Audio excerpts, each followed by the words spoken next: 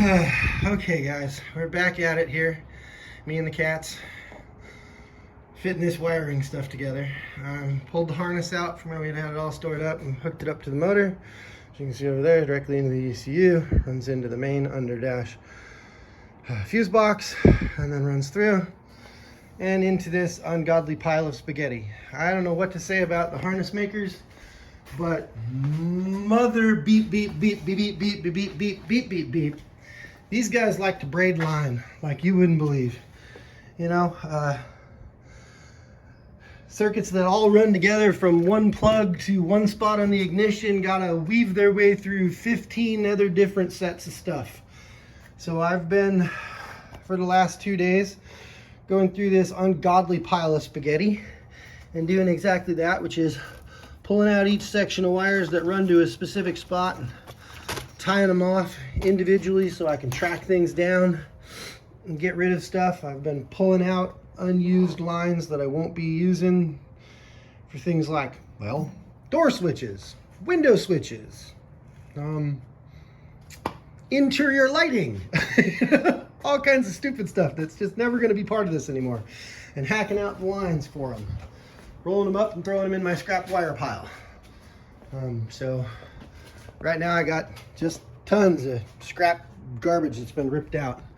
And for some reason, rather than running direct lines in their wiring harnesses, I'm sure it's because they're made by somebody else and maybe it's easier for them somehow. They run everything to these bricks.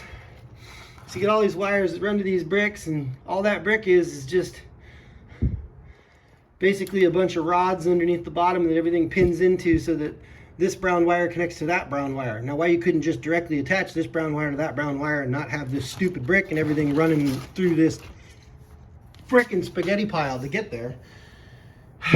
Just, this is a heap of hell to go through. That's about all I can say about it. Never ever in my life have I taken on any kind of project like this. I mean, I probably said that about this whole thing. I've never once in my life pulled a motor out and tried to put it in a different vehicle. You know, pulled a motor here and there, but usually it was to put it back in the same kind of car and not completely re-engineer the whole situation and go from front wheel to rear wheel drive and all the other crap that's gone into this psychosis I decided to step into. But we're getting there, so you guys can all sit here and watch some silly video of me trying to figure out where all these damn wires go. Anyhow, hope it's fun to watch.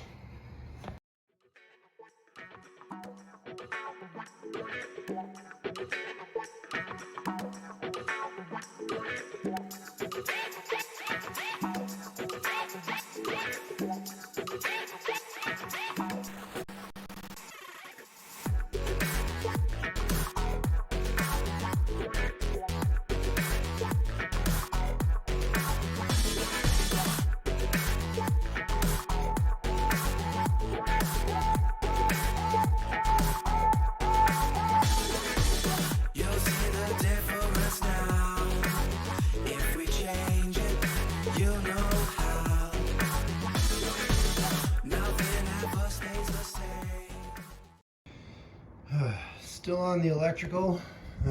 Have gone through most of the harness now and removed as much of the wiring as I think I can remove. I'm absolutely outside of my wheelhouse and realm of knowledge, but we will see what happens when everything gets plugged back in.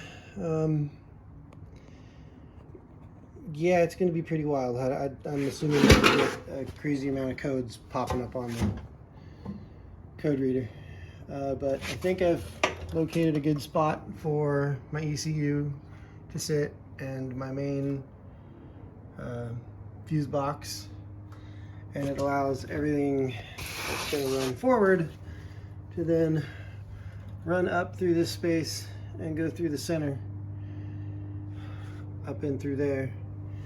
And we'll pull all this cabling up and try and meet up with the mad spaghetti pile that's up here in front, and see where we go from there. This should be a still pretty wild and crazy setup. So Sorry if I haven't put a whole bunch of me sitting here pulling wires apart and taping them up with black tape again. Time-lapse videos in, but really honestly I put a few of it in and it's pretty boring to watch, so I'm kind of jumping ahead. I'm not sure many people would get much out of me yanking wires and cutting stuff up and wrapping tape, so I saved you all the boredom of watching any of that, and I'm just jumping from section to section, so we'll see. I've still got most of the passenger and driver side headlights set up in here. All the main connections for pedals and hooking everything up to the main fuse box in the front. Now we just got to see how far these cables will reach to getting to that fuse box and what we might have to do in the last few legs to reach all the way up there. But I'm about to pull the seat out and start trying to feed some wiring through that center console there and determine what I'm gonna have to do, because I think I might have to open part of it up and be able to get access through the middle rather than through just the two parts of the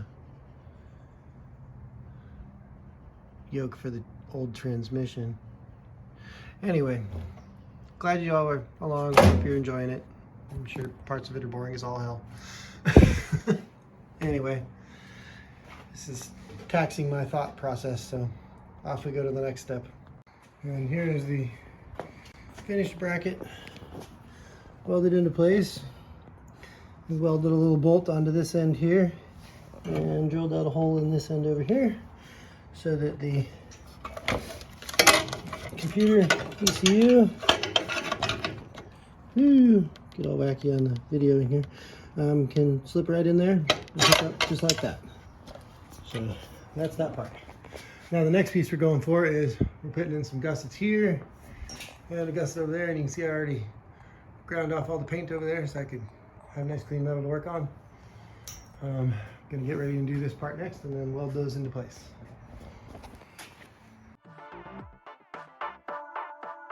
Bring the funk back.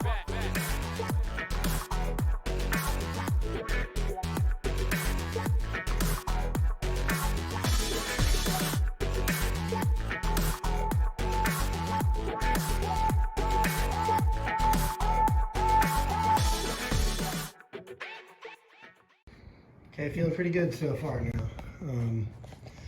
So show the last bit, I got the box in there.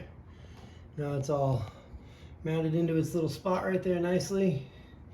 And this is the best part. There's the cables running through. Obviously they're up and over some weird spots.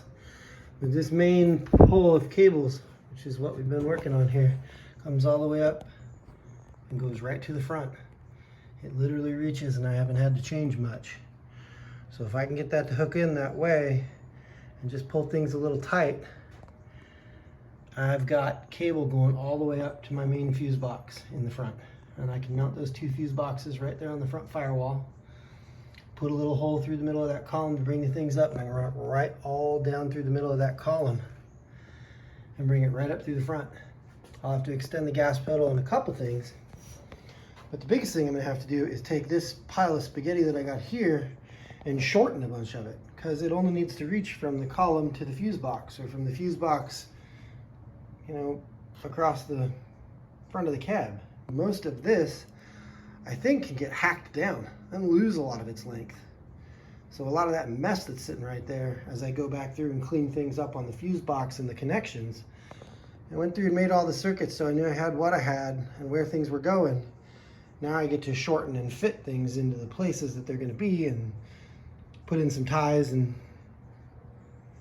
kind of figure everything out. I think I'm for sure going to have to extend the gas pedal connector and probably the brake line connector,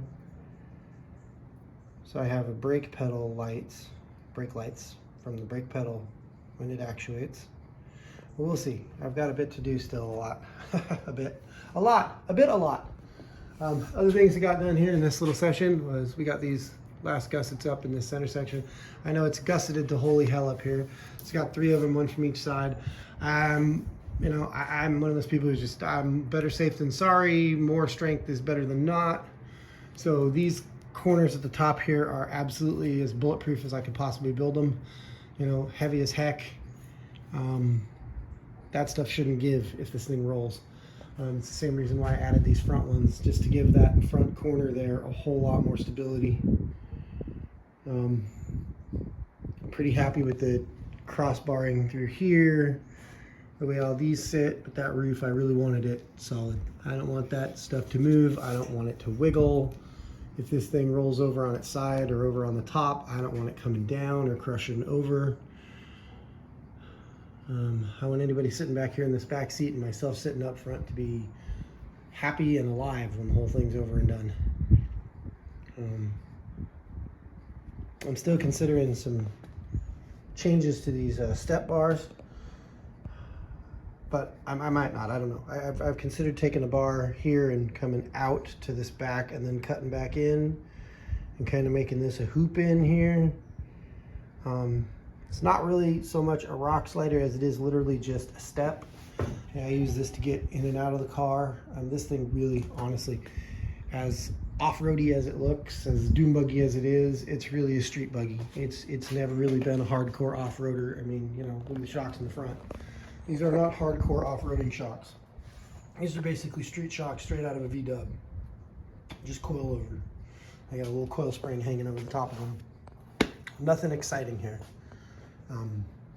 Not really meant for pounding the crap out of it. That's why I figured the much bigger shocks that came out of the van being in the rear end of this thing are, you know, 10 times what this VW ever had in it in the past. But that's because this thing was built for holding up a 3,500 pound van, not a little, maybe 1,500 pound dune buggy. That's one thing. Once this thing's all done and running, I've got to take it somewhere and get it weighed and just see how much I'm pushing with that 200 plus horsepower in that V6. But I don't know, everybody. I'm pretty happy with how it's coming out. I'm pretty stoked on the way some of the electrical's working out.